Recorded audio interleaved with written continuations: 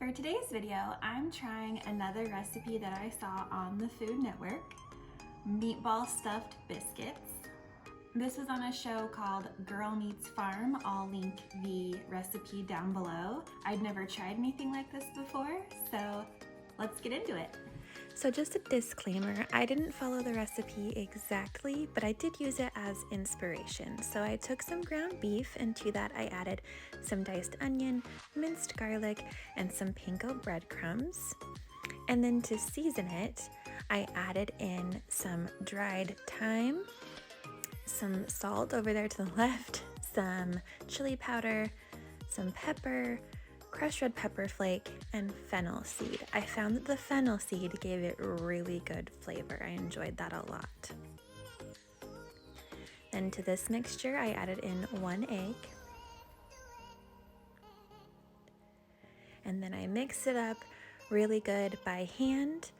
And here I'm showing you how I'm going to divide it into equal-sized meatballs. So I scored it in fourths, and then you take one of the fourths and then divide that into 2.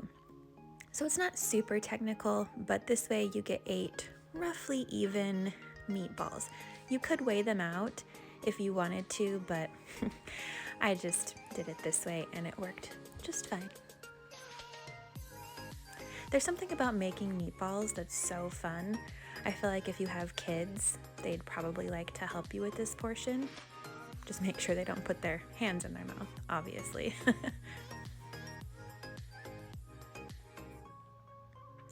So I did the same thing for all 8 meatballs. Then I got a pan hot with olive oil and added them in with enough space in between so they weren't touching. And I seared them on each side for 2 minutes each.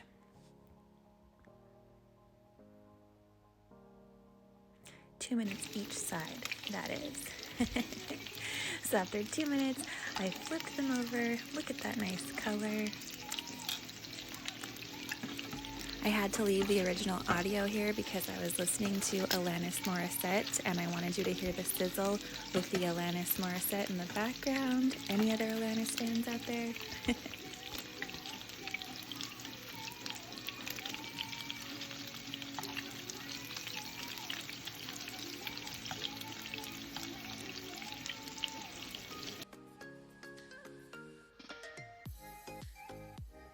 And then this is just getting some of those other sides that didn't get seared quite as well, so flipping them onto their side. I wanted to show you how good that one looked.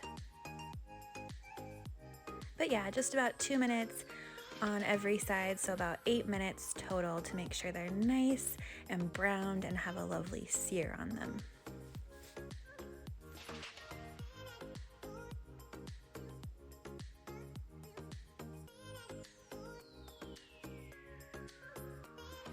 And then once they've been seared on each side, just take them out and put them on a paper towel lined plate to drain.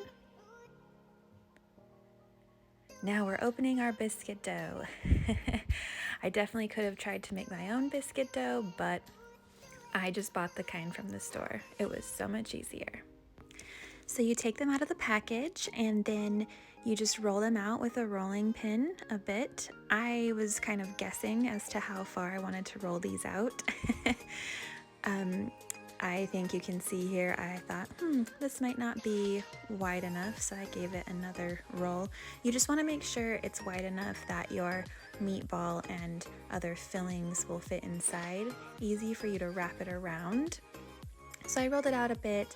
Here is some mozzarella cheese, and then you put your meatball right there in the middle, and then you just fold your biscuit dough up and around and seal it up.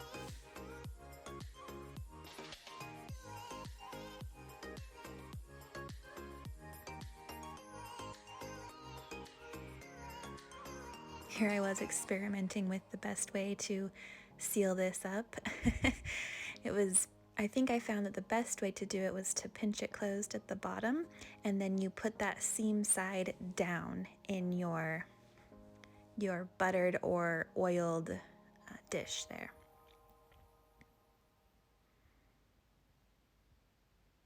I ended up changing the dish that I used to a bigger one because the other one was too small. So here are the 4 regular ones, and now I want to make one that resembled a cheeseburger. So I put down some cheddar cheese, some onions,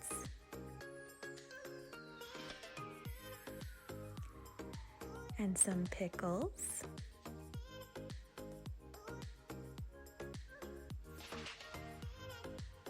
the meatball, of course, some mustard,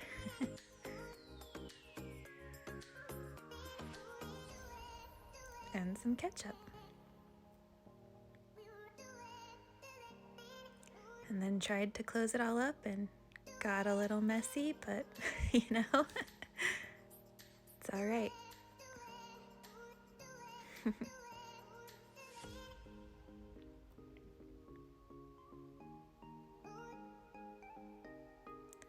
And place that seam side down, and then I topped those with some sesame seeds, sort of to resemble a sesame seed bun.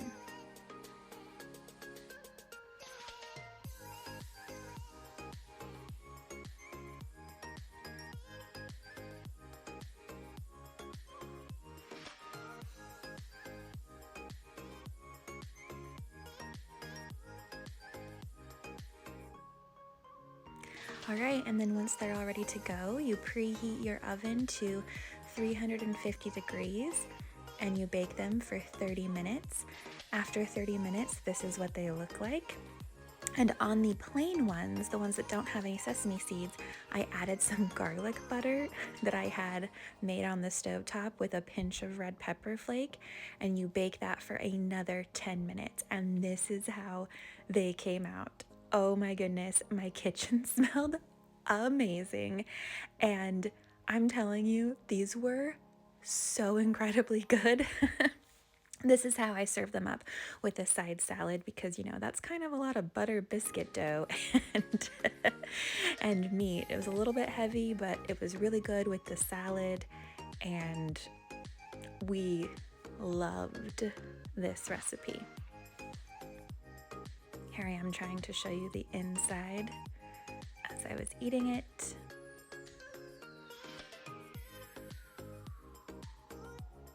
Yes, very, very yummy. Highly recommend. Okay, so I had these last night like you guys saw, but we had leftovers. It was really hard not to eat them all, honestly, because they were so good and pretty easy for what they are. It would be fun to try to make my own biscuit dough next time, but I wanted to show you here the inside. Oh, I got some sriracha. Oh, it's exploding. Oh no. Well, it's so good. You can't go wrong. You could try these with ground chicken, ground pork. I think she uses ground pork in her recipe. I used beef because it's what I had. You could fill it with even a meat substitute if you're vegan. That hamburger one was also really fun. I enjoyed them a lot and will definitely be making them again. So if you try them, let me know what you think. Thanks for watching.